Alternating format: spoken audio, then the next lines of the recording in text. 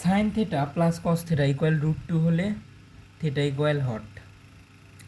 তো এবং তারপর 2 নম্বর প্রশ্ন হলো 2 cos square theta plus 3 sine theta minus 3 equal 0 হলে থিটা ইকুয়াল হট।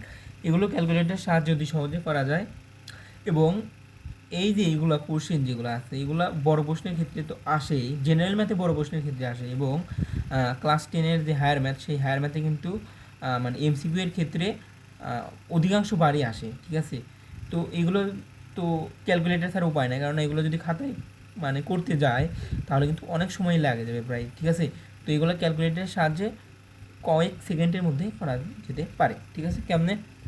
মূলত আমার প্রথম কোশ্চেনটা বলছে সাইন থিটা, অর্থাৎ এটা কিন্তু এমসিকিউ এর ক্ষেত্রে, এমসিকিউ হায়ার ম্যাথ, ঠিক আছে, class 10 higher math. Sine theta plus cos theta equal √2 হলে থিটা ইকুয়াল হট। এইটার থিটার মান নির্ণয় করার জন্য আমাদের ক্যালকুলেটার যা যা করতে হবে দেখো। আচ্ছা, মূলত আমরা থিটা ইকুয়াল এক্স ধরবো ক্যালকুলেটার, কেননা ক্যালকুলেটর থিটা ওঠে না, তাই বুঝলা।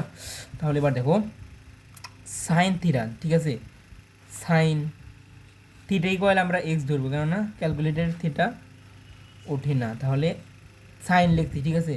Sign theta, theta equal to x, তাহলে আলফা, যে ডান পাশের ব্র্যাকেটটা হলো এক্স, সাইন এক্স অর্থাৎ সাইন থিটা বা sine x plus cos x, cos লিখবো।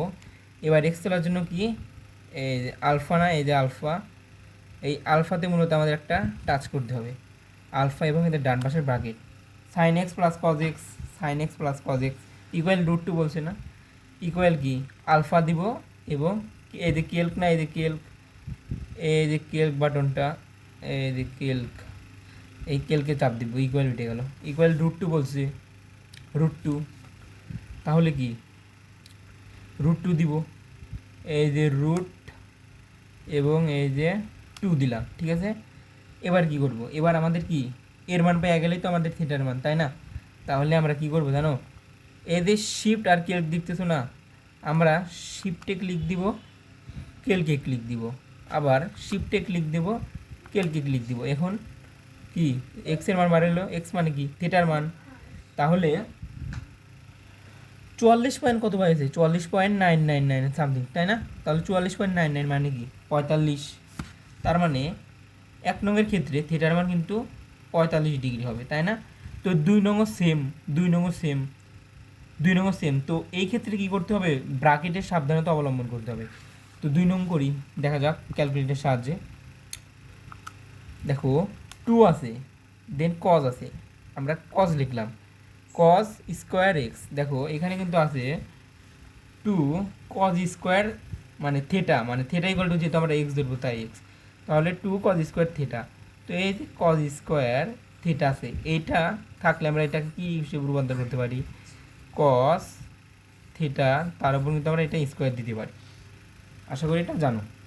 তাহলে 2 লিখলাম, কজ লিখলাম, আচ্ছা এক জায়গায় কিন্তু ভুল গেছে, এদের 2 লিখলাম, ঠিক আছে, ব্র্যাকেট দিতে হবে, কজ লিখলাম, লিখলাম কস।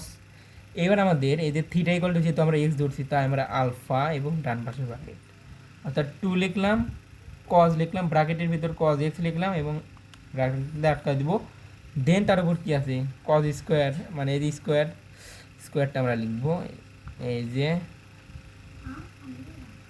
এই যে স্কোয়ার, ঠিক আছে, 2 কজ স্কোয়ার প্লাস আছে, প্লাসে 3 সাইন থিটা, আচ্ছা 3 সাইন কই আছে, এই যে sine, sine theta equal to, যেহেতু আমরা এক্স ধরছি আলফা ডান পাশের ব্র্যাকেট এক্স, তাই না, উঠে গেল।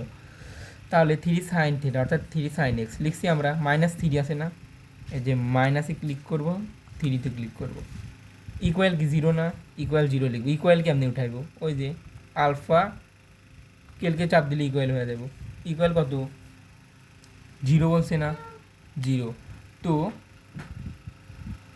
তো এখন কি, তাই না, এখন আমাদের কি থিটার মান অর্থাৎ এক্সের মান নির্ণয় করতে হবে। তাহলে সেম শিফটে কেলকে, আর একবার শিফটে কেলকে, দেখা যাক কত বের হয়।